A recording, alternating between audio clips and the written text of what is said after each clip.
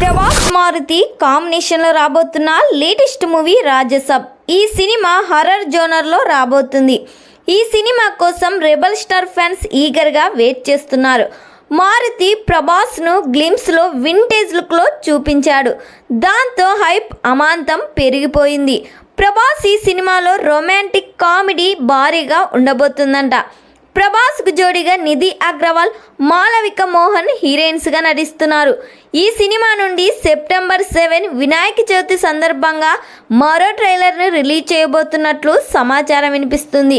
ఈ సినిమాను April 10, 2025న pan India లెవెల్లో రిలీజ్ చేస్తున్నారు.